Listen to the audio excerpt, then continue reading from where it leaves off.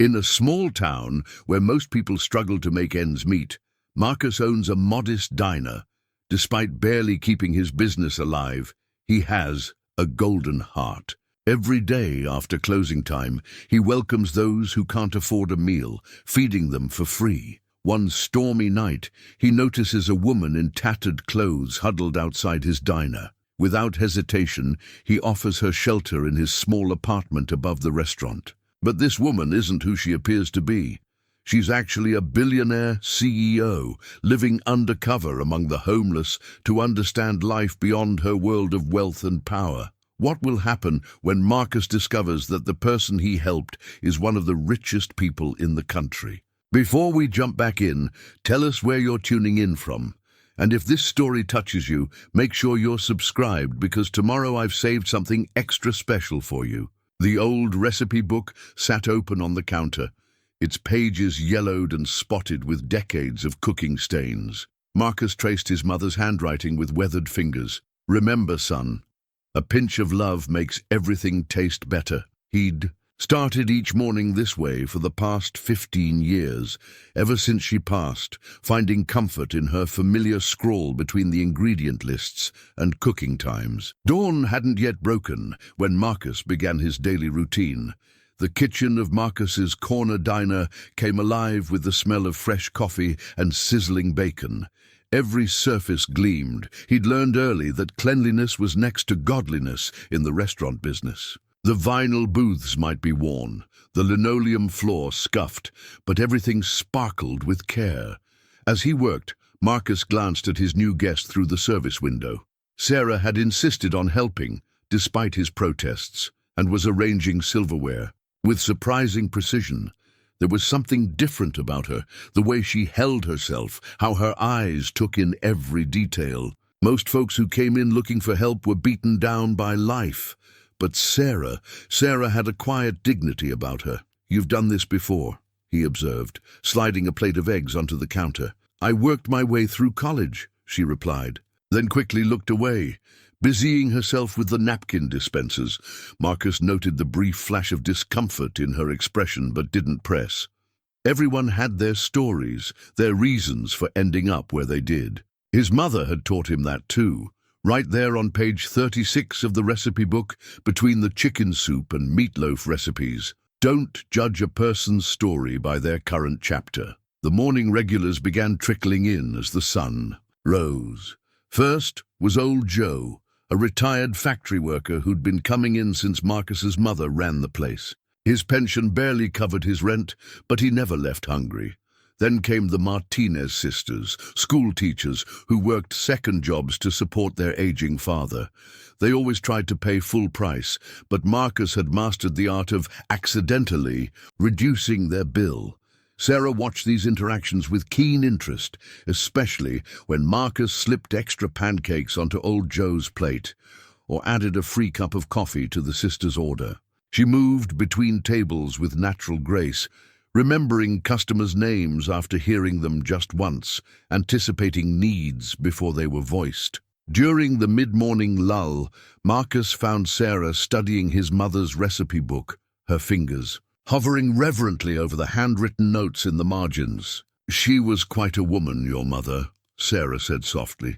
"You can see it in her writing, the way she cared about feeding people's souls as much as their bodies." Marcus paused, struck by the observation. Most people saw just an old, stained cookbook, but Sarah had somehow recognized its deeper meaning. "Mom believed a meal could change a life," he said, pulling up a stool beside her. "Said hunger wasn't always about food." He turned to a dog-eared page, pointing to a coffee ring note. "Give what you can, when you can. The reward is in the giving." The words had guided him through every tough decision, every moment when the smart business choice conflicted with what his heart knew was right. Sarah's eyes lingered on the passage.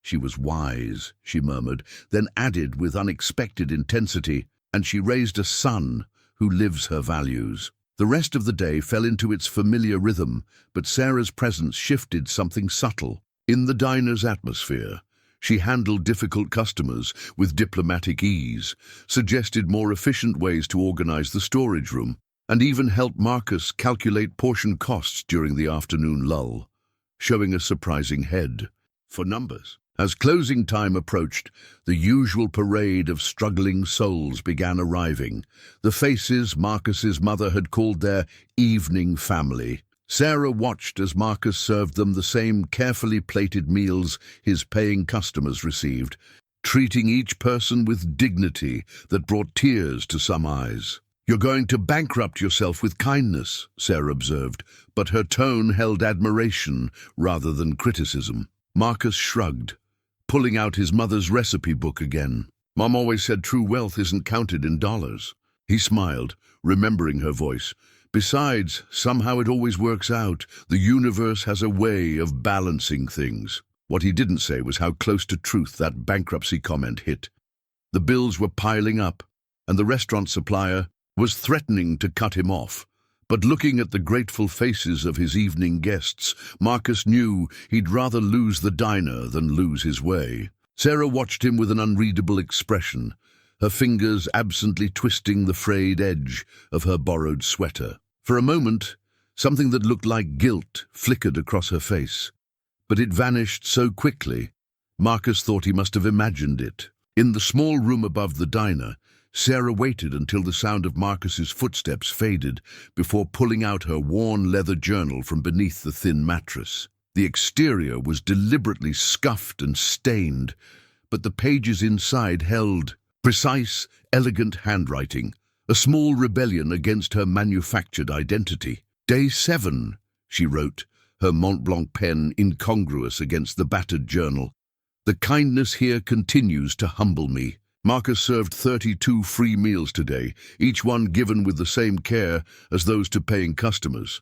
He doesn't realize I've been counting, tracking his generosity like quarterly reports. She paused, considering her next words carefully. The board would call this a failed business model. They'd see only the numbers, the unsustainable margins. But they'd miss everything that matters, the way this place holds the community together, how it serves as more than just a restaurant. A siren wailed in the distance, and Sarah instinctively reached for her phone before remembering it was. Locked away in a safety deposit box across town, along with her credit cards and ID, this experiment in living anonymously had started as a way to understand her company's lowest-income customers. Now, watching Marcus's quiet dignity in the face of financial struggle, she found herself questioning everything she'd believed about success. "The diner's books are worse than I feared," she continued writing. "Marcus's generosity is slowly bleeding him dry. 3 months, maybe 4, before he'll have to close. The solution is so clear: a small investment, some modernization, better. Supplier contracts. I could fix it all with one phone call, but that would mean revealing her identity, destroying the trust she'd begun to build." Sarah had watched too many people change around her once they discovered who she was, their genuine interactions replaced by calculated interest. The thought of seeing that transformation in Marcus's honest eyes made her stomach twist. The floorboards creaked overhead. Marcus in his apartment, probably reviewing bills she wasn't supposed to know about. During the day, she'd noticed him squinting at invoices, the worry lines deepening around his eyes. She'd also seen him slip his last 20 into the register when a young mother came up short on her bill. "I used to think I understood value," she wrote. "ROI, profit margins, market capitalization. These were the measures that mattered. But here, watching Marcus trade his own security for others' needs, I'm learning about a different kind of wealth. The kind that grows rather than diminishes when shared." The journal's pages held other observations, detailed notes on the regulars who came for both food and community, calculations showing how the diner could be saved, sketches for improvements that would preserve its heart while making it sustainable. Each entry reflected her growing attachment to this world she'd stepped into. "The irony isn't lost on me," she added to today's entry. "I came here to understand poverty, but I'm learning more about richness, of spirit, of community, of purpose. Marcus has nothing by the standards of my old world, yet he gives more freely than any philanthropist I've met in the boardroom. A noise in the hallway made her quickly close the journal. She tucked it away just as Marcus knocked softly on her door, bringing her a fresh towel and apologizing for the building's temperamental hot water. The genuine concern in his voice made her deception feel heavier than ever. After he left, she opened the journal one last time. "The hardest part isn't living without luxury," she wrote. "It's knowing that every genuine moment, every real connection, is built on a lie. When the truth comes out, and it will come out, I'll lose something more valuable than anything I've gained in business. I'll lose the chance to be known for who I am, rather than what I own." She closed the journal and slid it back into its hiding place, her fingers lingering on its worn cover. Tomorrow would bring another day of pretense, another day of wrestling with the growing tension between her two worlds. But for now, in the quiet of her borrowed room, Sarah allowed herself to acknowledge a surprising truth. She felt more herself in these humble surroundings than she ever had in her penthouse office. The community notice board near the diner's entrance told the story of the neighborhood better than any newspaper could. Amid the faded flyers and dog-eared announcements, life's small dramas played out in paperclips and pushpins. Room for rent, utilities included, free piano lessons for kids, looking for work, will do anything, food bank Thursday, 4 p.m. Sarah stood studying these notices while wiping down tables, each scrap of paper a window into the struggles and hopes of the community. She'd been at the diner for 2 weeks now, and the board had become her morning ritual. Watching new notes appear, old ones vanish, the ebb and flow of neighborhood needs. The bell above the door chimed, and Mrs. Rodriguez shuffled in, clutching a container of homemade tamales. "Marcus!" she called out, her accent thick with warmth. "I brought you something special today, payment for last week's meals." Marcus emerged from the kitchen, wiping his hands on his apron. "Mrs. R., we talked about this. You don't need to—" "Hush," she interrupted, pressing the container into his hands. "My grandmother always said debt must be repaid, even if not in dollars. Besides, your customers will love them." Sarah watched the exchange with interest. She'd seen similar scenes play out daily, people finding creative ways to give back what they could. A handyman fixing the wobbly front step, a seamstress mending the booth upholstery, a teenager washing windows after school. The notice board suddenly gave her an idea. "Marcus," she ventured, "have you ever thought about formalizing these exchanges?" He looked up from the tamales, curious. "What do you mean?" "Well, look at this board. It's full of people needing help and offering skills.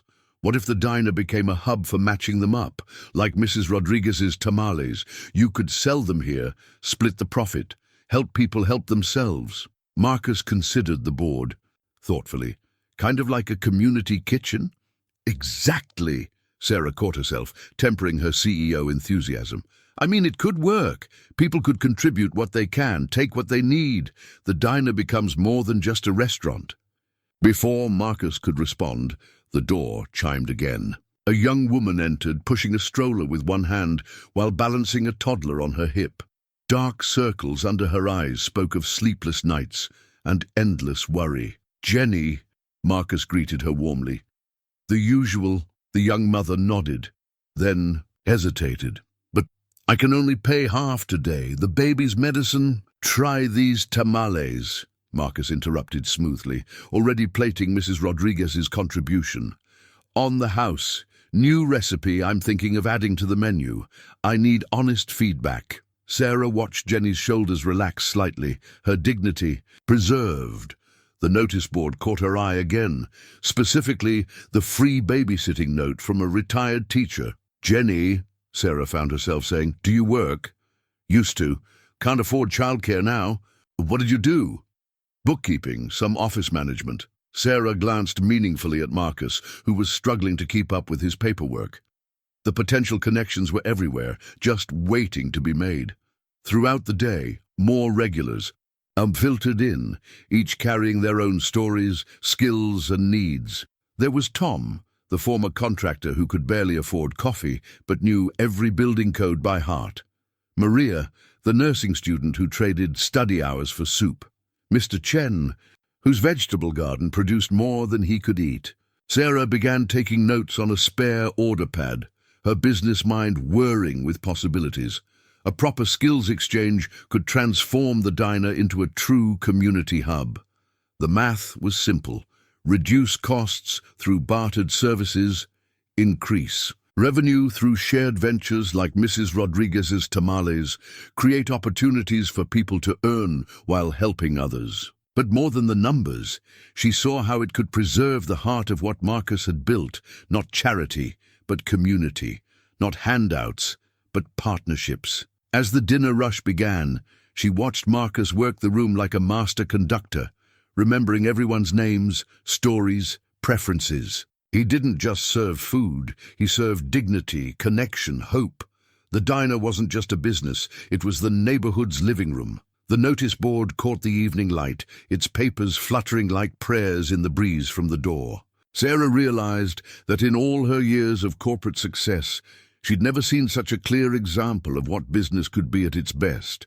A force for bringing people together, for making life a little better, a little easier, a little more human. The ancient cash register groaned in protest as Sarah pressed its keys, its copper finish dulled by years of use. Like everything else in the diner, it had a story. Marcus's mother had bought it second-hand in '85, and it had faithfully recorded every transaction since, each ring a small victory in the battle to keep the place running. "You don't have to do this," Marcus said, watching as Sarah methodically sorted through a month's worth of receipts. "It's not your problem." "I like numbers," she replied simply, not looking up from her work. "They tell stories if you know how to listen, and these numbers were telling quite a tale." Sarah had spent the morning creating a detailed spreadsheet in her head, the kind her financial analysts would have produced in minutes. The pattern was clear. The diner was bleeding money in small ways. Death by 1,000 cuts. "Your supplier is overcharging you," she said carefully, arranging receipts in neat piles. "And your inventory turnover could be better." Marcus blinked. "How can you tell?" "Experience," she said quickly, then added, "I used to work in restaurants." She showed him how they could reduce waste by adjusting order quantities, timing purchases more strategically, small changes that wouldn't affect the diner's mission but could save precious dollars. "And if we rearrange the storage room," she continued, warming to the task, "we can—" She caught herself using "we" and faltered, but Marcus didn't seem to notice, already nodding thoughtfully at her suggestions. Over the next few days, subtle changes began taking shape. The storage room reorganization revealed forgotten inventory. A new prep schedule reduced food waste. Sarah even negotiated better terms with the produce vendor, drawing on skills honed in corporate boardrooms, but presenting them as street-smart haggling. The old cash register witnessed it all, its daily totals slowly climbing. Not from raising in prices or cutting portions, but from dozens of small efficiencies. Each ring seemed a bit more hopeful, a bit more certain. Marcus noticed other changes too. The way Sarah handled difficult customers with practiced diplomacy, how she could calculate complex orders in her head faster than the register. The occasional slip when she used business terminology no waitress should know. One afternoon, while Sarah was showing Jenny, the young mother now helping with bookkeeping, how to track inventory, Marcus overheard a phrase that made him pause. Think of it as optimizing resource allocation within constraints. He watched through the service window as Sarah caught herself and quickly simplified. "I mean making the most of what we have." That evening, after closing, Marcus found Sarah reconciling the day's receipts at the counter. The old register sat, open, its inner workings exposed as she cleaned it with surprising expertise. "Where did you really learn all this?" he asked quietly. Sarah's hands stilled for a moment. "Does it matter?" He studied her. The precise way she moved, the intelligence. Behind her eyes, the hints of refinement she couldn't quite hide. "I suppose not," he said finally. "Whatever brought you here, I'm grateful you stayed to help." Something flickered across Sarah's face. Guilt. Regret. But before he could identify it, she turned back to the register. "Some things just need a little care to work better," she said, closing it gently. The familiar ring seemed to echo with unspoken truths. That night, Sarah lay awake in her small room, listening to the city sounds through the thin walls. The irony wasn't lost on her. Here she was, CEO of a Fortune 500 company, finding fulfillment in fixing an ancient cash register and organizing a storeroom. Yet somehow, these small victories felt more real than any corporate merger she'd ever overseen. She wondered how long she could maintain this precarious balance, helping without revealing too much. But watching the diner's slow transformation, seeing hope replace worry in Marcus's eyes, she knew she couldn't stop now. The question was, when the truth finally emerged, would all these small changes crumble under the weight of her deception? A yellowed newspaper clipping fluttered from between the pages of Marcus's recipe book as Sarah cleaned the counter after closing. She caught it reflexively, then froze, staring at her own face in crisp business attire, younger but unmistakable. The headline read, "Tech Prodigy Makes History, Youngest Female CEO of Fortune 500 Company." Her heart pounding, Sarah quickly folded the article, but not before Marcus glanced over. "What's that?" "Just an old newspaper," she said, sliding it between other papers on the counter. "Probably fell out of someone's bag." Marcus nodded, distracted by the evening's receipts, and Sarah breathed a silent thanks that he hadn't looked closer. But the close call left her shaken. How many other traces of her former life might be hiding in plain sight? Later that evening, as they shared a quiet meal after closing, something that had become their nightly ritual, Marcus surprised her with a story of his own. "I wasn't always a diner owner, you know," he said, pushing his plate aside. "Had a corporate job once, right out of college. Tie, briefcase, the whole thing." Sarah paused mid-bite, genuinely curious. "What happened?" "Mom got sick. Cancer. The company had great benefits, but..." He traced a pattern on the worn tablecloth.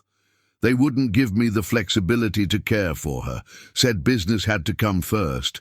That's when I realized what really mattered." His words hit Sarah like a physical blow. How many times had she been on the other side of that conversation? How many employees had she lost to similar policies she'd defended as business necessities? "So you left?" she asked softly. "Came home to help run the diner. Mom insisted I was throwing my life away, but..." He smiled at the memory. "Those last 2 years with her, working side by side here, worth more than any corner office." Sarah thought of her own corner office, its view of the city, its carefully curated power. "Did you ever regret it?" "Sometimes I miss the security," he admitted, "especially now, with the bills piling up. But regret? No. Mom taught me something important those last years. Success isn't about what you have, it's about what you give." The irony of their reversed perspectives wasn't lost on Sarah. Here she was, hiding from success, while Marcus had willingly walked away from it. "What about you?" he asked suddenly. "You clearly had an education, opportunities. What brought..." "You here?" Sarah stared into her coffee cup, searching for a truth she could tell without lying. "I lost my way," she said finally. "Forgot what really mattered. Needed to reset." "And are you finding what you're looking for?" The genuine concern in his voice made her next words catch in her throat.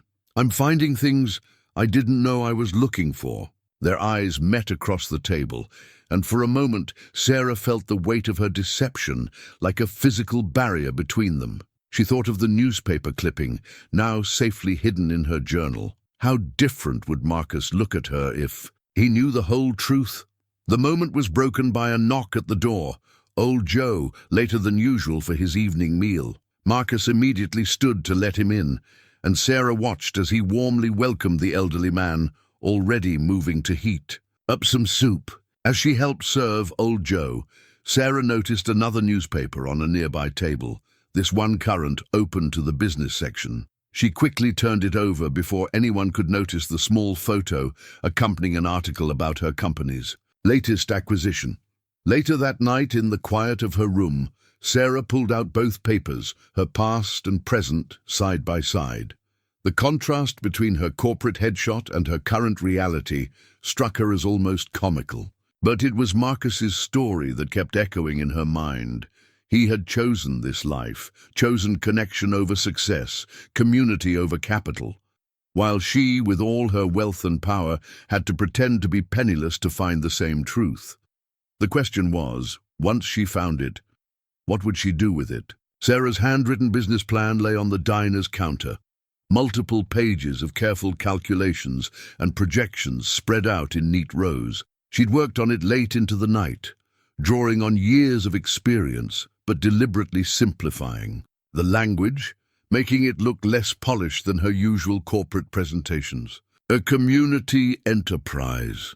Marcus frowned at the papers, his coffee growing cold beside them. I don't understand. It's simple, Sarah said, trying to contain her excitement. We formalize what's already happening naturally. Mrs. Rodriguez's tamales, Tom's maintenance work, Jenny's bookkeeping, turn them into real partnerships. The diner becomes a hub for local micro-businesses. She pointed to her calculations. Look at the numbers. If we take even a small percentage of their sales while providing space and support, it creates a sustainable model. Everyone wins. Marcus picked up a page, his expression troubled. This would change everything. Change can be good, Sarah pressed. The diner stays true to its mission, but becomes self-sustaining. We could help more people, create real opportunities. Marcus interrupted softly. Sarah faltered, realizing her slip. I just mean, I want to help. The morning sun streamed through the windows, highlighting the worry lines around Marcus's eyes. This is more than help, Sarah. This is a complete transformation. Where would the funding even come from? I know some people, she said carefully. Investors who care about social impact. Marcus's laugh held no humor. Investors? In this neighborhood? He gestured around the empty diner. What do they know about what we do here? More than you might think, Sarah replied, thinking of her own company's community initiatives. How hollow they seemed now, compared to the real work happening in this small diner. The door chimed as their first customer arrived. Marcus gathered the papers quickly, tucking them behind the counter. We'll talk about this later.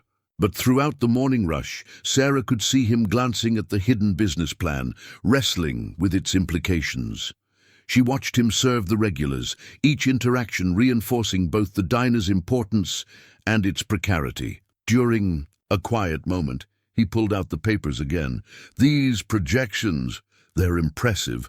Where did you learn to do this kind of analysis? I told you, I'm good with numbers, Sarah deflected, but her heart raced. She'd let too much expertise show in the plans, forgotten to dumb them down enough. This is more than good with numbers. This is professional-level business planning. His eyes studied her face. Who are you really, Sarah? Before she could respond, Jenny burst through the door, her children in tow. Marcus! The babysitter fell through, and I have a job interview in an hour. The moment broke as Marcus immediately switched into problem-solving mode, offering to watch the kids in the back office. Sarah escaped to serve other customers, but she could feel his questioning gaze following her. Later, as they cleaned up after the lunch rush, Marcus brought it up again. Even if we could get investors, this isn't just about money. These people trust us, trust me. That's why it would work, Sarah insisted, because they trust you. You'd be giving them more than charity, you'd be giving them opportunities. And if it fails, if these investors decide it's not profitable enough, what happens to everyone? Then Sarah wanted to tell him about her own resources, how she could guarantee it wouldn't fail, but that would mean revealing everything, destroying the genuine connection they'd built. Instead, she watched as Marcus served their afternoon regulars, old Joe nursing his coffee, Mrs. Rodriguez dropping off more tamales, Tom fixing a wobbly table without being asked. Each interaction strengthened her conviction that her plan could work. while simultaneously showing her why Marcus was so protective of what he'd built. The business plan sat between them like a challenge for the rest of the day. Sarah saw Marcus return to it during quiet moments, studying the numbers, considering the possibilities. She recognized the look. She'd seen it countless times in boardrooms, the moment when someone started to believe in a new vision. But this wasn't a boardroom, and Marcus wasn't a shareholder to be convinced. This was his life's work, his mother's legacy, and the community's heart at stake. The question was, could she help him save it without destroying what made it special in the first place? The corporate ID badge felt like it was burning a hole in Sarah's apron pocket. She'd found it that morning, stuck in the lining of her homeless coat, a stupid oversight that could ruin everything. Now she couldn't focus on anything else, hyper-aware of its presence as she moved through the diner. "More coffee, Mr. Peterson?" she asked, forcing a smile at the regular who hadn't stopped watching her all morning. He was different from the others, sharper, more observant. A retired business journalist, she'd learned, who still freelanced for financial magazines. "You know," he said, not answering her question, "you remind me of someone." He pulled out his phone, starting to type. Sarah's hand tightened on the coffee pot. "I just have one of those faces." "No, it's specific. I covered a tech story a few years back." His fingers moved across the screen. "I should check on other customers," Sarah said quickly, retreating to the kitchen where Marcus was preparing lunch orders. "Everything okay?" he asked, noting her flustered expression. "Fine," she managed, though her heart was racing. "Just busy." But Mr. Peterson wasn't done. Throughout the morning she caught him studying her, his phone always in hand. Each time their eyes met, she saw growing recognition in his gaze. During the lunch rush, Sarah heard snippets of his conversation with Marcus at the counter. Remarkable resemblance. CEO disappeared from public view. She dropped a plate, the crash drawing everyone's attention. "Sorry," she called out, grateful for the distraction. But as she cleaned up the mess, she saw Mr. Peterson showing Marcus something on his phone. "Interesting article," Marcus said. Later, while they restocked supplies, "About a CEO who's been mysteriously absent from her company for the past month, taking a personal sabbatical according to the press release." Sarah concentrated on arranging coffee cups. Big companies, big drama. The photo was interesting too. She turned to face him, forcing herself to meet his eyes. Oh, but instead of suspicion, she saw something else in his expression. Trust, and perhaps a hint of hurt that she didn't trust him in return. "You know you can tell me anything, right?" he said quietly. "Whatever you're running from or toward, you're safe here." The ID badge seemed to grow heavier in her pocket. How easy it would be to pull it out, to finally be honest. But before she could respond, Mr. Peterson approached the counter again. "Miss," he said, his tone different now, "I wonder if I could ask you a few questions about..." The arrival of a large family saved her, giving her an excuse to hurry away. But she knew she couldn't keep dodging forever. That evening, after closing, Sarah sat alone in her room staring at the ID badge. Sarah Chen, CEO, stared back from the professional photo. Two versions of herself, separated by more than just appearance. A knock at her door made her quickly hide the badge. "Come in." Marcus entered carrying a plate of leftover pie. Their nightly ritual of sharing dessert had become something she looked forward to too much. "Rough day?" he asked, setting the plate between them. Sarah nodded, unable to meet his eyes. The weight of her deception felt unbearable. "You know what my mother used to say about trust?" Marcus continued, cutting the pie into careful pieces. "That it's like pie, better shared than hoarded." The simple wisdom of it, so characteristic of everything she'd come to love about this place, made her chest tight. "Marcus, when you're ready," he interrupted gently, "not before." But as he left her with the pie and her thoughts, Sarah wondered if there would ever be a right time to reveal the truth. How could she explain that what had started as an experiment in understanding her customers had become something far more real and valuable than any corporate insight? The ID badge caught the light from her small window, a reminder of the world she'd temporarily left behind. A world that would eventually demand her return, no matter how much this one felt like home. The glossy flyer seemed to mock them from the counter. Coming soon, taste of luxury. Experience fine dining in your neighborhood. Grand opening special.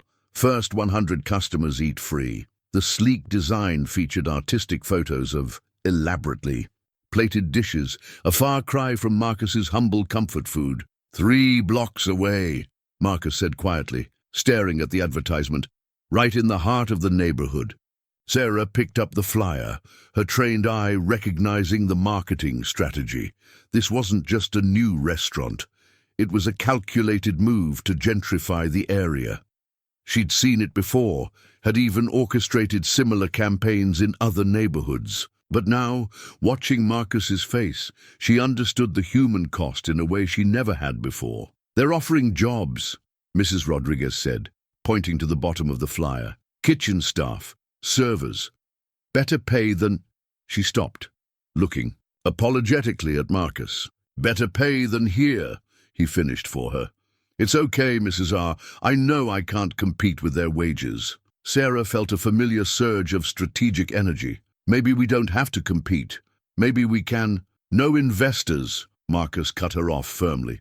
"We've talked about this." But throughout the day, Sarah watched as other regulars reacted to the news. Jenny studied the job listings with poorly concealed interest. Tom muttered about fancy folks taking over. Even old Joe seemed worried, asking Marcus if the diner's prices would have to go up to compete. The lunch rush brought a new type of customer. People in business attire, obviously from the nearby offices, curious about the neighborhood now that an upscale option was coming. Sarah served them with practiced ease, slipping naturally into her CEO persona before catching herself. "This is just the beginning," she told Marcus during a quiet moment. "Once that place opens, more will follow. The whole neighborhood will change. You sound like you've seen it before." She hesitated. "I read about it. Urban development patterns." Marcus gave her a long look, but didn't press. Instead, he pointed to a family in the corner. Regulars who always shared one meal. Between them, where will they eat when all the affordable places are gone? The question hit Sarah hard. In her corporate life, she'd championed neighborhood revitalization without truly understanding what that meant for the people who called those neighborhoods home. As evening approached, Sarah noticed Mr. Peterson typing furiously on his laptop. "Interesting story developing," he remarked as she refilled his coffee. "Luxury restaurant chain expanding into low-income neighborhoods. Same company that's been buying up properties all over the city." Sarah froze. She knew that company, had sat in meetings with their CEO discussing expansion strategies, had even considered partnering with them before her sabbatical. "Their stock is up," Mr. Peterson continued, watching her reaction carefully. "But at what cost to communities like this one?" Before Sarah could respond, a commotion erupted at the door. A group of teens had rushed in, seeking refuge from the rain. They were regulars, students from the nearby high school who often came for Marcus's study special, a grilled cheese and unlimited coffee refills for homework sessions. Without hesitation, Marcus started making hot chocolate, adding extra marshmallows. "On the house," he said to their protests. "Can't study if you're catching cold." Sarah watched as the teens settled in, pulling out damp textbooks. She thought about the luxury restaurant's pristine interior, its carefully curated atmosphere. Would there be room there for impromptu study sessions, for Mrs. Rodriguez's tamales, for old Joe's endless coffee refills and stories? The answer made her grip the counter hard. She had the power to stop this. One phone call to her office could set things in motion, but that would mean revealing her identity, risking everything she'd built here. And would Marcus even accept? Help if he knew who she really was?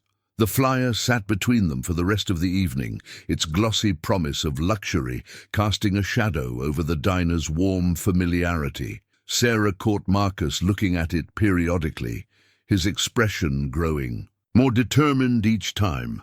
"We'll figure something out," he said finally, as they closed up for the night.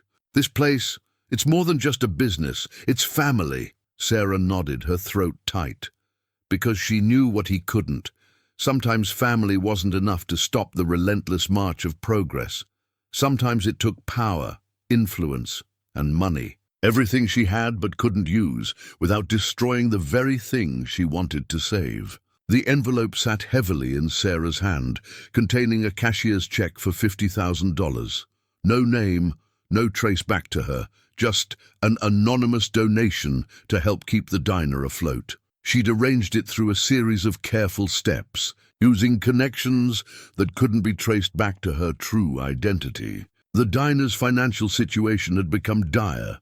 That morning, she'd overheard Marcus on the phone with his supplier, his voice tight as he negotiated for more time to pay. The electricity bill sat unpaid on his desk, and the repair costs for the aging refrigerator had eaten through their meager reserves. Sarah slipped into Marcus's tiny office before opening, intending to leave the envelope where he'd find it later. But as she placed it on his desk, his voice came from the doorway. "What's that?" She turned, the envelope still visible in her hand. It was left for you, under the door." Marcus stepped forward, taking the envelope. His eyes widened at the check inside, then narrowed with suspicion. "Anonymous donation. Isn't it wonderful?" Sarah tried to sound surprised. Someone must have heard about the diner situation. "In this neighborhood? An anonymous $50,000 donation?" His voice was quiet, but she could hear the hurt beneath his skepticism. "Did you have something to do with this?" "How could I? I'm just what, Sarah? Because I'm starting to think you're not just anything." The morning sun streamed through the small office window, highlighting the worry lines on Marcus's face, the grey in his hair. He looked tired, worn down by the constant struggle to keep the diner going. "Marcus, please," she pleaded, "just take it. The diner needs it. What I need is the truth." He held out the envelope. "Where did this really come from?" Sarah's hand trembled as she took it back, all her carefully laid plans crumbling in the face of his integrity. "I was trying to help. By deceiving me, by playing games with anonymous donations." His voice rose slightly. "Do you know what this place means to me, to this community? It's not a charity case or a project or whatever you think it is." The breakfast regulars were starting to arrive. She could hear old Joe's familiar greeting to Mrs. Rodriguez. The diner was coming alive around them, oblivious to the crisis unfolding in the small office. "I know exactly what this place means," Sarah said softly. "That's why I want to help save it. Then be honest with me. Tell me who you really are." The moment stretched between them, heavy with possibility. Sarah opened her mouth, the truth on the tip of her tongue, but fear held it back. Fear of losing this connection, this community, this version of herself she'd discovered here. A crash from the kitchen broke the tension, the ancient refrigerator giving up with a final wheeze. Marcus closed his eyes briefly, the weight of yet another repair bill visible in his expression. "I can't do this anymore," he said quietly. "The secrets, the mysteries, the hidden help. Either tell me the truth or—" He didn't finish the sentence, but he didn't have to. Sarah clutched the envelope, torn between revelation and retreat. Outside the office, she could hear Jenny arriving with her kids, Tom offering to look at the refrigerator, Mrs. Rodriguez setting out her day's tamales. All the people who depended on this place, on Marcus's stubborn determination to keep it going. "The truth is," she started, her voice barely a whisper, but again she faltered. The cost of honesty seemed too high, the risk of losing everything she'd found here too great. Marcus waited a moment longer, then shook his head sadly. "That's what I thought." He turned toward the door. "We should open up. People are waiting." Sarah watched him go, the envelope heavy in her hands. She'd come here to understand poverty, but now she felt poorest of all, rich in resources but too afraid to use them, wealthy in solutions but unable to share them. The morning sun caught the check's fresh ink, the numbers that could solve so many problems. But as she tucked it away in her apron pocket, Sarah realized that money wasn't the only currency that mattered. Trust, honesty, connection. These were riches, too, and she was in danger of losing them all. The magazine slapped onto the diner's counter with a sharp crack. On its glossy cover, Sarah's corporate headshot stared back at her, poised, polished, powerful. The headline read, "Tech Titan's Mystery Disappearance. Where is Sarah Chen?" Mr. Peterson stood before her, his reporter's instincts finally paying off. "Care to comment, Ms. Chen? Or should I say, Sarah?" The diner fell silent. Sarah felt the weight of every eye in the room, but none heavier than Marcus's. He stood frozen by the kitchen door, coffee pot suspended mid-pour, staring at the magazine cover and then at her. "I can explain," she said, but the words sounded hollow even to her. "Explain." Marcus's voice was barely a whisper. "Explain how?" "The CEO of a multi-billion-dollar company pretended to be homeless. How you let me take you in, worry about you, try to help you." Sarah noticed Jenny clutching her order pad, Mrs. Rodriguez crossing herself quietly, old Joe shaking his head in disbelief. All the connections she'd built, the trust she'd earned, crumbling before her eyes. "It wasn't pretense," she tried again. "Everything I felt here, everything I learned, was it a social experiment?" Marcus cut in, his quiet tone more devastating than anger. "A chance to study how the other half lives? Get some good PR about a CEO learning humility?" Mr. Peterson had his phone out, recording. "The business world would love to hear this story. CEO goes undercover in poverty-stricken neighborhood. This is not a story." Sarah's sharp tone startled everyone. "These are people's lives. This is a community." "A community you lied to," Marcus said. He picked up the magazine, studying her photo. "All those times you helped with the books, made suggestions, offered connections, you were just playing at being generous while hiding your real power to help." The accusation hit home. Sarah thought of the anonymous check still in her apron pocket, all her careful plans to help without revealing herself. How arrogant she'd been, thinking she could control the situation, protect herself while protecting the diner. "I wanted to understand," she said, looking around at the faces she'd grown to care about. "My company makes decisions that affect neighborhoods like this all the time. I needed to see the real impact." "And did you?" Old Joe spoke up from his corner booth. "Did you see how folks like us live?" "I saw more than I expected." Sarah's voice cracked. "I saw how a community takes care of its own. How wealth isn't just about money. How a place like this," she gestured around the diner, "does more good than any corporate charity program I've ever run." "Then why maintain the lie?" Marcus asked. "Why not be honest and really help? Because once people know who I am, everything changes.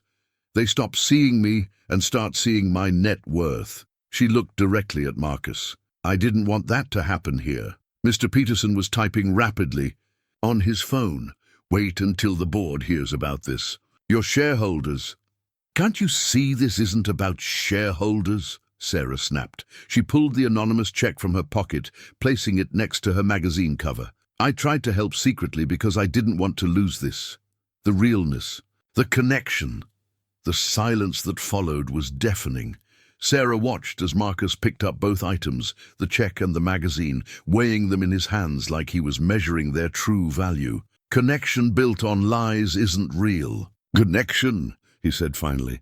Sarah felt tears threatening but forced them back. "CEOs don't cry," she reminded herself, but she wasn't just a CEO anymore, was she? This place, these people, had changed her. "You're right," she said quietly. "I should have trusted you with the truth. All of you." She looked around the diner, at the community she'd grown to love. "I came here thinking I could study poverty, but you taught me about richness instead. And I repaid that lesson with deception." She untied her apron slowly, placing it on the counter. The gesture felt final, like surrendering more than just a piece of cloth. "For what it's worth," she added, "everything I felt here was real. Everything I learned changed me. I just hope," she glanced at Marcus one last time, "I hope someday you can believe that." The bell above the door had never sounded louder than when she walked out, leaving behind the magazine, the check, and the life she'd built here. Behind her, she could hear Mr. Peterson's rapid typing, already crafting tomorrow's headlines. The closed sign hung crookedly on the diner's door for the first time in 15 years. Inside, Marcus sat alone at the counter, surrounded by newspapers. Every one of them carried the story. CEO's secret life. Billionaire goes undercover. Tech Titan's social experiment.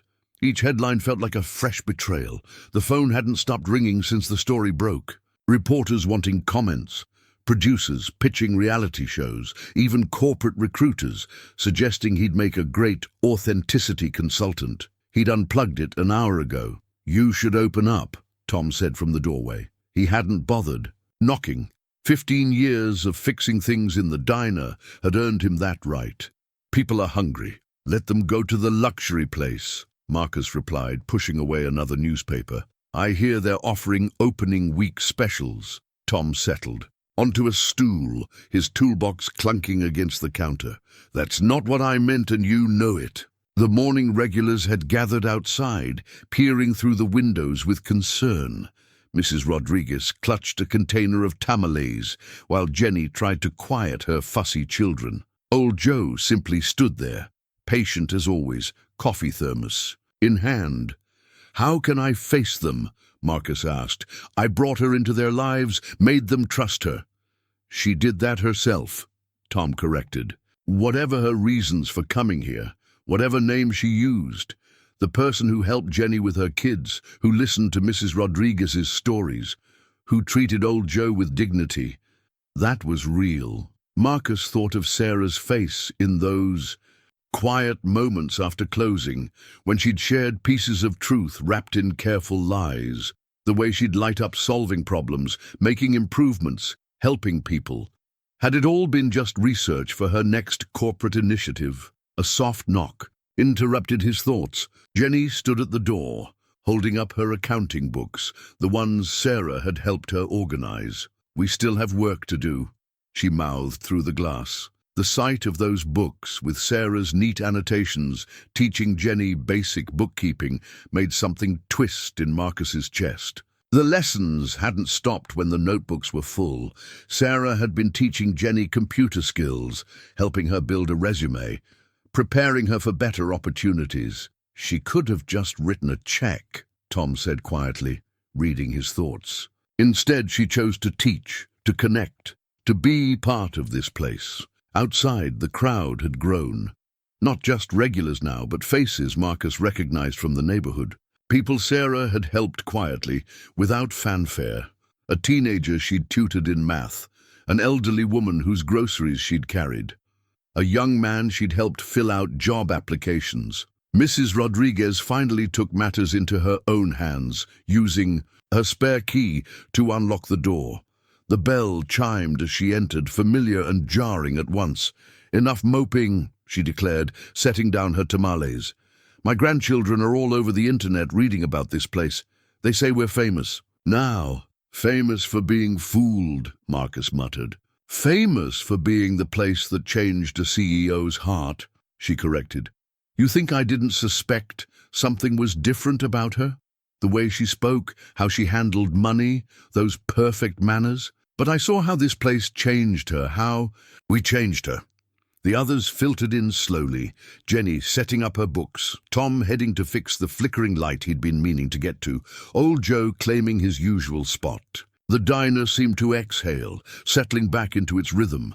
"The question isn't what she did," Mrs. Rodriguez continued, starting the coffee maker with practiced ease. "The question is what we do now." Marcus stared at the mess of newspapers, at Sarah's face looking back at him from a dozen different angles. The woman in the photos was a stranger, polished, professional, powerful, but he'd seen another version of her, one who sang off-key while closing up, who cried over old Joe's stories of his late wife, who believed in this place and its people, enough to risk her reputation living among them. He stood slowly, reaching for his apron. The routine felt both foreign and familiar, like returning home after a long absence. As he tied it on, he caught sight of Sarah's abandoned apron still, hanging on its hook, "First thing we do," he said finally, "is serve breakfast. People are hungry." The bell chimed again as more regulars entered, carrying with them the buzz of conversation, the scent of Mrs. Rodriguez's tamales, the warmth of community that not even this shock could shatter. The diner began to pulse with life again, healing itself in the way it knew best, one meal, one conversation, one act of service at a time. The faded photograph in Marcus's hands showed a younger version of himself with his mother on the diner's opening day. Her smile beamed with pride as they stood before the freshly painted sign. He'd found it while cleaning out the office, tucked away in the same box as her recipe book. "Your mother was right," a familiar voice said from the doorway. Marcus looked up to find Sarah standing there, not the Sarah who had worked in his diner, nor the polished CEO from the magazines, but someone in between. She wore simple business casual attire, her hair loose, her expression uncertain. "Right about what?" he asked, surprised by how natural it felt to respond despite everything. "About giving what you can, when you can." She stepped inside carefully, like someone approaching a wild animal. "I read it in her recipe book. I didn't understand what it really meant until now." The morning sun filtered through the windows, catching dust motes in its beam. The diner was empty, too early for customers, too late for night owls. "Why are you here, Sarah?" He used her real name for the first time, testing how it felt. She pulled something from her bag, a thick manila envelope. "To give what I can, the right way this time." Inside was a detailed proposal, professionally prepared but with handwritten notes in the margins, Sarah's actual handwriting, the one he'd seen in her hidden journal, not the careful script she'd used while undercover. "It's a community investment. A plan," she explained. "No corporate takeover, no hidden agenda, just resources to help the diner become what it's already trying to be, a true community hub." Marcus flipped through the pages, recognizing elements of her original proposal, but with key differences. "Why should I trust this? Trust you? Because this time, I'm asking openly, as myself." She gestured to the photograph in his hand. "Your mother built this place on trust and generosity. I dishonored that with my deception, but the lessons I learned here, they're real. They changed me." Before Marcus could respond, the bell chimed. Old Joe entered, stopped short at seeing Sarah, then deliberately took his usual seat at the counter. "Well," he said, "if it isn't our millionaire waitress." "Billionaire," Sarah corrected with a small smile, then caught herself. "Sorry. Old habits." To Marcus's surprise, old Joe chuckled. "I missed that. Your little slips of truth between the lies." One by one, the regulars began arriving. Each paused upon seeing Sarah, but none left. Mrs. Rodriguez brought fresh tamales. Jenny came with her accounting questions. Tom arrived with his toolbox, eyeing the flickering light he'd never quite fixed. They all had questions, and this time Sarah answered them honestly. About her company, her wealth, her reasons for coming, but mostly about what she'd learned. "I thought I was here to study poverty," she admitted. "Instead, I learned about real wealth, the kind that can't be measured in bank accounts." Marcus watched as his community, his family, processed this truth. He saw the hurt in their eyes, but also the understanding. They'd all worn masks at some point, pretended to be something they weren't to survive or learn or grow. "The thing about family," his mother had once told him, pointing to this very photograph, "is that you don't just celebrate the good times. You work through the hard ones too." Sarah was still talking, outlining her vision for the diner's future, not as a charity case, but as a model for how business could serve community. Her passion was familiar. He'd seen it in those late-night planning sessions, but now it came with humility. "I don't expect forgiveness," she finished. "I just want to make things right." Marcus looked at his mother's photograph again, at her proud smile, her belief in what this place could be, then at the faces around him, this unlikely family that had grown beyond anything she could have imagined. "Mom always said everyone deserves a second chance," he said finally.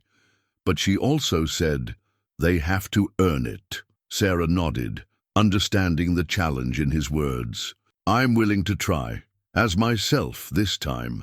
The morning sun had risen fully now, warming the diner's worn surfaces. Old Joe's coffee cup sat empty, a silent request for the day to begin its normal rhythm. Marcus reached for the coffee pot.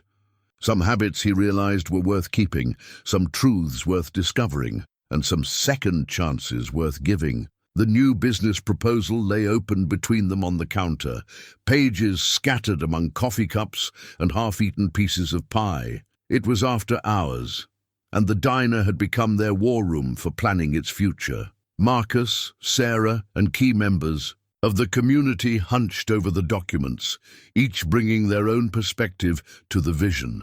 "So let me get this straight," Tom said, tapping the blueprint section. "We'd expand the kitchen, add a training area, and create space for small business incubation?" "That's right," Sarah confirmed, but she looked at Marcus for approval before continuing. Their new dynamic was still delicate, her expertise tempered by his experience, her resources guided by his wisdom. "The diner becomes more than just a restaurant," she explained. "It becomes a launch pad for community entrepreneurs. Mrs. Rodriguez's tamales, they could become a real business. Jenny's bookkeeping services, Tom's repair skills. Everyone who wants to grow gets support and space to do it. But we keep the heart of the place," Marcus added firmly. "The affordable meals, the open-door policy, the community first." Sarah nodded. "That's what makes it sustainable. The business incubator side supports the community service side. It's not charity, it's community investment." Jenny, who'd been studying the financial projections with her newly trained eye, looked up. "These numbers, they're actually achievable, especially with the matching grant program you're proposing. I've restructured my foundation to focus on community-driven development," Sarah said. "But this time, I'm not hiding behind anonymous donations. Everything is transparent, everything is collaborative."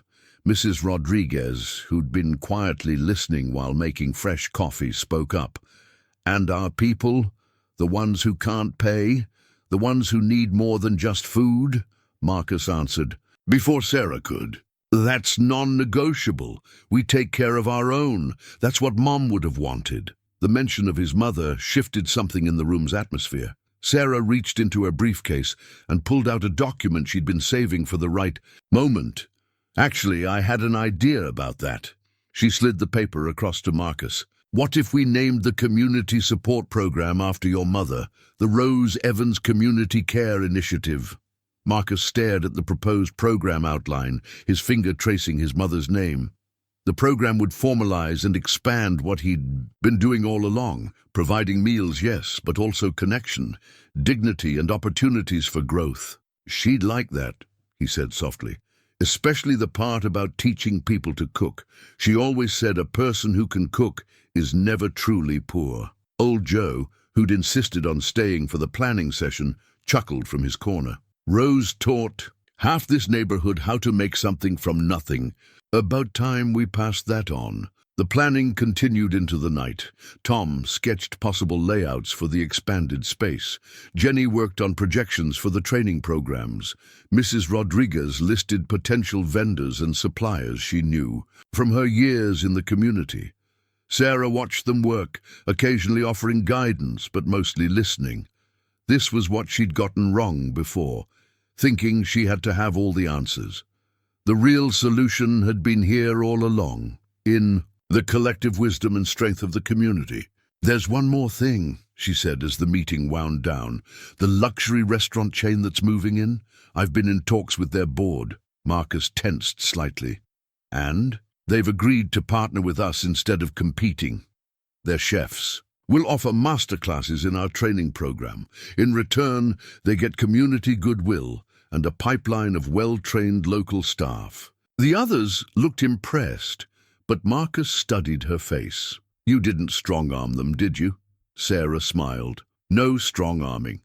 Just help them see that community partnership is good business. Sometimes people just need a different perspective." She paused. "I should know." As the group gathered their things to leave, Marcus noticed Sarah lingering over the old photo of him and his mother that still sat on the counter. She would have seen through you right away, you know, he said. I know, Sarah smiled, but I hope she would have understood why I did it and what I learned. Marcus gathered up the proposal pages, now filled with notes, amendments, and additions from every member of their unlikely planning committee. Mom always said the best recipes are the ones you create together, he mused. Maybe the same is true for business plans. Sarah looked around the diner, at the worn booths that had held so many stories, the counter that had served so many meals, the community that had taught her more than any business school ever had. Together, she agreed. That's the only way this works. The construction permits papered the diner's front window, each one representing another step toward their shared vision. Inside, the space was organized chaos. Tom directing a crew of local workers, many of them former diner regulars who'd jumped at the chance to be part of the transformation. The support beam stays, Marcus insisted, pointing to the worn wood that bore decades of height marks from neighborhood kids. It's not just decoration, it's history. Sarah, who'd traded her business suits for jeans and a work shirt, nodded in agreement. She was learning to see the diner through his eyes, not just as a space to be improved, but as a living archive of community memories. We'll build around it, she assured him, make it a feature of the new training kitchen. The expansion project had become a community effort. Mrs. Rodriguez organized a rotating schedule of food trucks to feed the workers and keep the neighborhood fed while the diner was under construction. Jenny managed the books from a makeshift office in Marcus's apartment, tracking every expense with newfound confidence. "Look what I found in the wall," called one of the workers, carefully extracting a time-worn menu from behind the old plasterboard. Marcus recognized his mother's handwriting on the margins, notes about customer preferences, special orders for regulars who had long since passed. "We should frame it," Sarah suggested. "Put it in the new community space, a reminder of where we started." The community space was her favorite part of the plan. A flexible area that could host cooking classes, business workshops, or simply serve as a gathering place. The design incorporated elements from every aspect of the diner's history, reclaimed. Wood from the original counters, vintage photos contributed by longtime customers, even the ancient cash register displayed as a piece of functional art. Old Joe had taken to giving impromptu tours to curious neighbors, proudly explaining how the new diner would work. "See here? This is where the young folks will learn to cook. And over there, that's where small businesses can get their start, just like Mrs. Rodriguez did with her tamales." The luxury restaurant's management team had visited, somewhat awkwardly at first, but Sarah's diplomatic skills helped bridge the gap. Soon, they were excitedly planning collaboration opportunities, guest chef sessions, cross-training programs, shared supplier networks that would benefit both establishments. "You're good at this," Marcus observed one evening as they reviewed the day's progress. "Building bridges between different worlds." Sarah looked up from the blueprints, understanding his deeper meaning. "I had good teachers," she replied. "Sometimes you have to live in both worlds to see how they can connect." The construction brought daily challenges: permit delays, supply issues, unexpected structural problems. But each obstacle seemed to strengthen the community's resolve. When rain damaged some materials, local businesses offered storage space. When tools went missing, neighbors showed up with replacements. Even Mr. Peterson, the reporter who had exposed Sarah's identity, had become an unlikely ally. His ongoing coverage of the diner's transformation had attracted attention from other communities interested in replicating the model. "This isn't just about saving one diner," he'd written in his latest piece. "It's about reimagining how business and community can work together." As walls came down and new ones went up, something else was being built, a bridge between Sarah's world of corporate efficiency and Marcus's world of community care. The new space incorporated the best of both, professional-grade equipment, alongside comfortable gathering spots, high-tech systems that supported rather than replaced human connection. One morning, Sarah arrived to find Marcus standing in the half-finished space, staring at his mother's old recipe book, which had been carefully preserved during construction. "Having second thoughts?" she asked gently. He shook his head. "Just remembering something Mum used to say. A good recipe evolves, but never forgets its roots." He looked around at the transformed space. "I think we're staying true to the roots while letting it evolve." Sarah understood. Every decision they made balanced progress with preservation, growth with respect for the past. The diner was becoming something new while keeping its soul intact. As if to prove the point, Mrs. Rodriguez chose that moment to arrive with breakfast for the work crew. Her traditional tamales served alongside. Croissants from the luxury restaurant's Beggar, who had become a regular visitor and friend. The new sign gleamed in the morning sun, Community Kitchen and Cafe, with Marcus's place written in smaller letters below, the font matching his mother's handwriting from her old recipe book. A crowd had gathered for the reopening, a mix of familiar faces and newcomers, all waiting to see what had become of their beloved diner. Marcus stood before the doors, key in hand, Sarah beside him. She'd suggested he make a speech, but he'd declined. The diner had always spoken best through actions, not words. "Ready?" she asked quietly. He looked at the gathering. Mrs. Rodriguez and her family in their Sunday best, Jenny's kids bouncing with excitement, old Joe leaning on his cane with proud anticipation, Tom pretending he wasn't emotional about the building he'd helped transform. These were the people who mattered, who had believed in this place through all its changes. "Ready," he answered, and unlocked the doors. The gasps of appreciation made all the months of work worth it. The expanded space managed to feel both new and familiar, modern equipment shining alongside preserved elements of the old diner. The historic support beam, now restored and prominent, still bore its height marks. The ancient cash register held a place of honor near the new point-of-sale system. But it was the smell that brought tears to eyes, fresh coffee and baking bread, just like always. Marcus had insisted they start the day with his mother's cinnamon roll recipe, a tradition she'd maintained every opening day of her life. "The training kitchen is through here," Sarah explained to a group of interested observers, leading them past the main dining area. "We already have a waiting list for our first culinary entrepreneurship program." Marcus watched her in her element, noting how she'd learned to translate her corporate expertise into community language. No PowerPoint presentations or business jargon, just clear explanations and genuine enthusiasm. The media had come too, of course. Mr. Peterson was there, with his notebook. But he wasn't the only one. Local news stations set up cameras, and a national magazine had sent a photographer.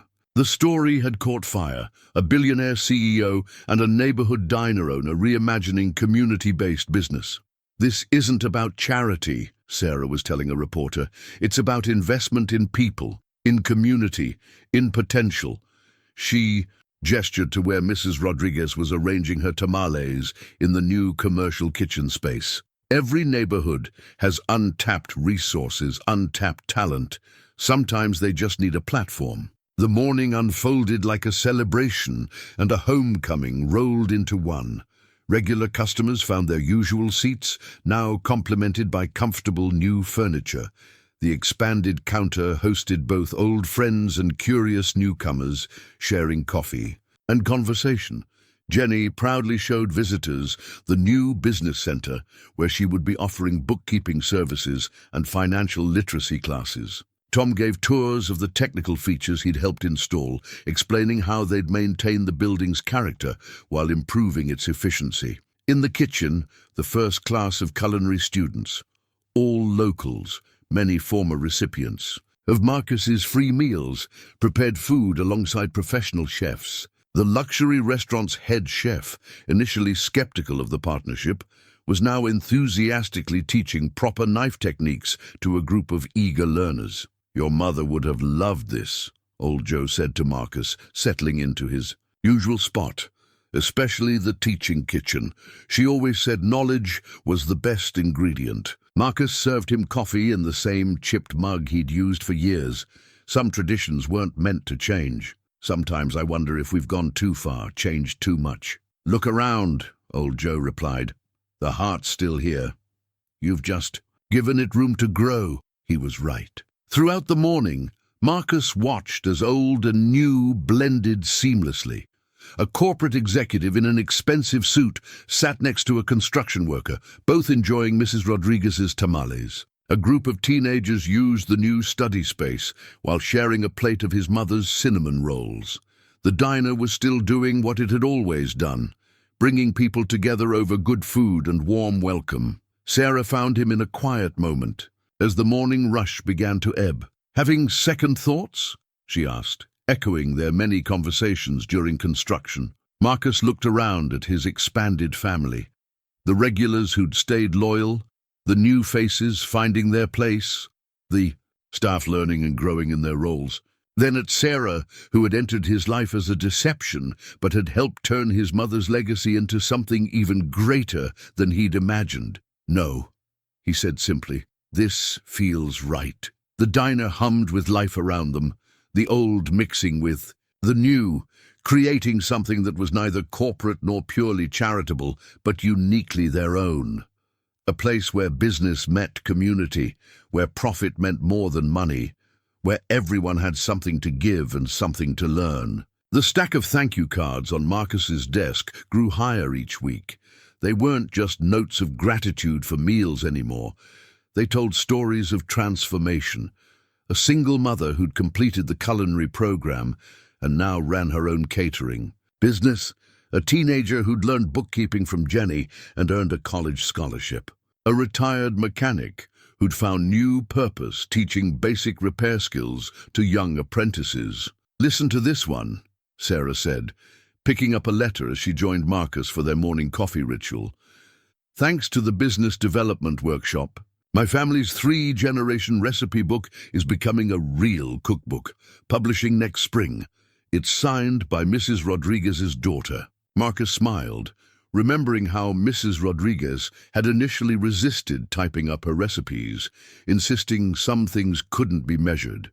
Now she was the culinary program's most popular instructor, teaching not just cooking, but the art of building community through food. "Here's another," he said, selecting a card decorated with children's drawings. "From Jenny's kids.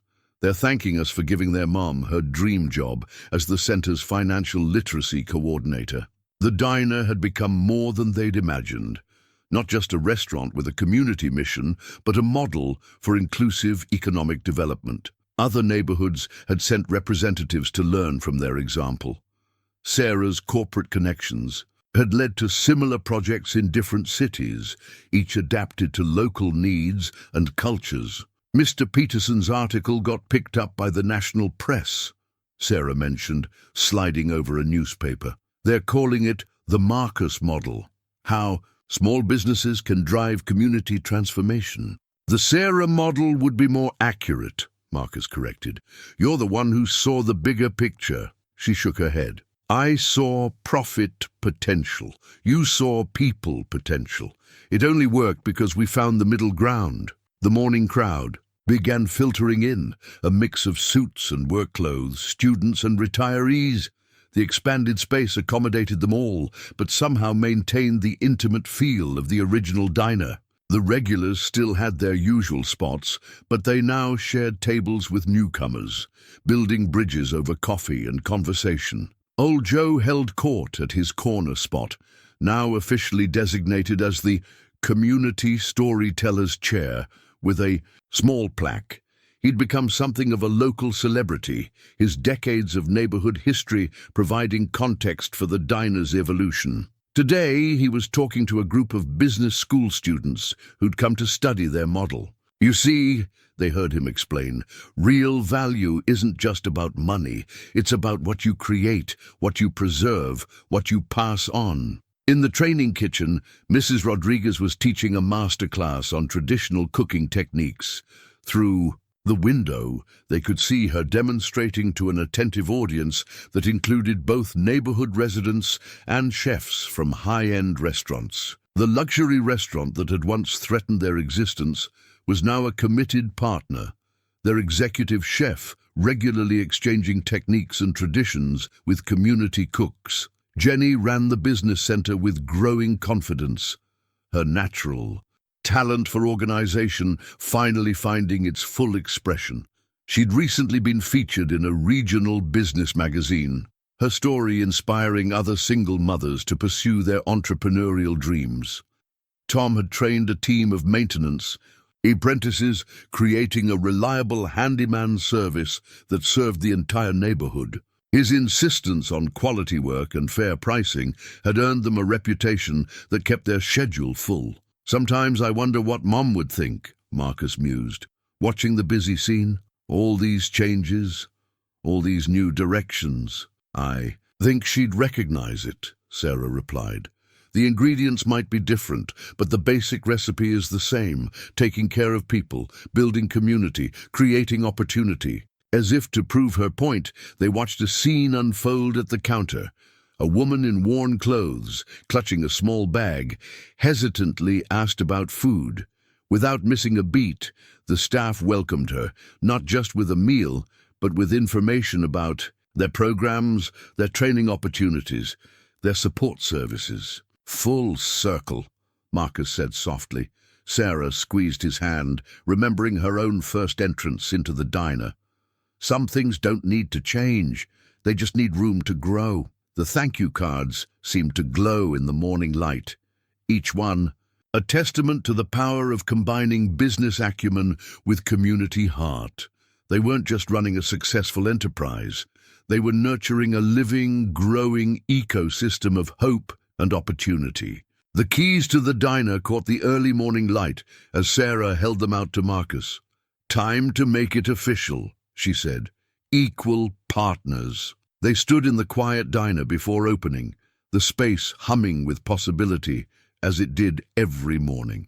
1 year had passed since the grand reopening, and what had once been an experiment in survival had become a blueprint for community transformation. "You know," Marcus said, taking the keys, "when you first walked in that rainy night, I thought I was helping you." "You were," Sarah replied, settling into what had become their morning ritual of coffee and planning. Just not in the way either of us expected. The diner had evolved beyond their initial vision. 5 more community kitchen and cafe locations had opened in different neighborhoods, each adapted to its local culture and needs. But this original location remained special, their testing ground, their proof of concept, their heart. "Did you see the numbers Jenny prepared?" Marcus asked, pulling out the latest financial report. "The training program graduates have started 37 small businesses. 82% are still operating after the first year." Sarah nodded, but her attention was on the other statistics. "And the community impact metrics are even better. Increased high school graduation rates, decreased food insecurity, more local jobs." "Mom always said a good meal could change a life," Marcus mused. "She just didn't know it could change a whole community." The morning staff began arriving, many of them graduates of their programs, now training the next generation. Through the windows, they could see old Joe approaching right on schedule, leading a group of business students. His tours had become so popular, they'd had to create a formal program. "Tell me again," they heard him say to his audience, "about that night when a billionaire CEO learned more from a poor man's generosity than she ever did in business school." Sarah laughed softly. "He never lets me forget." "None of us do," Marcus replied, but his tone was warm. "It's part of our story now." And what a story it had become. Their model had attracted attention from urban planners, business schools, and community developers worldwide. Sarah's corporate connections had evolved into a network of socially conscious investors eager to replicate their success. But they maintained strict standards. Each new location had to grow from local roots, stay true to its community's needs. Mrs. Rodriguez bustled in, now the head of culinary education for all 6 locations. "The new recipe book is selling well," she announced proudly. "All proceeds going to the scholarship fund, just like we planned." Jenny followed, her children, now old enough to help with basic tasks before school. "The morning business workshop is full again," she reported, "and 3 more banks want to partner with our financial literacy program." They watched their extended family prepare for another day of service, teaching, and community building.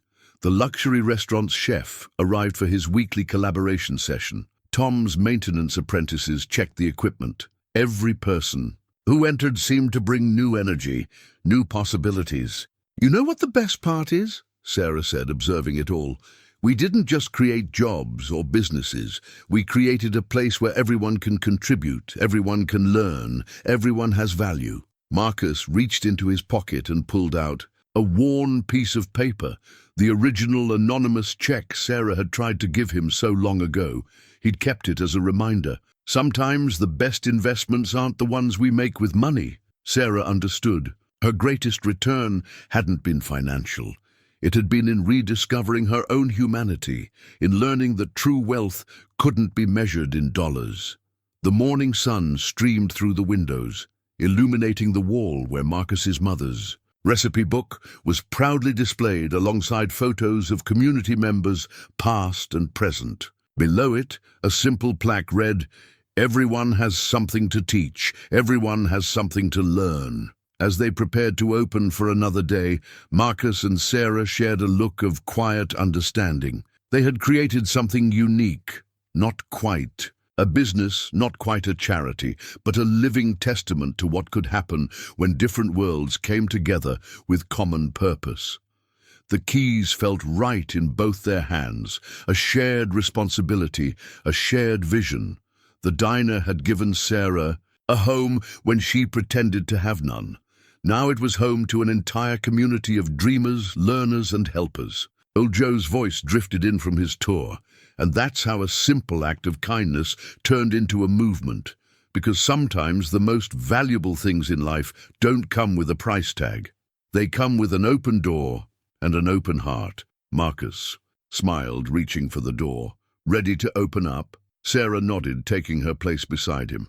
"Always." Together they turned the keys, welcoming another day of possibilities.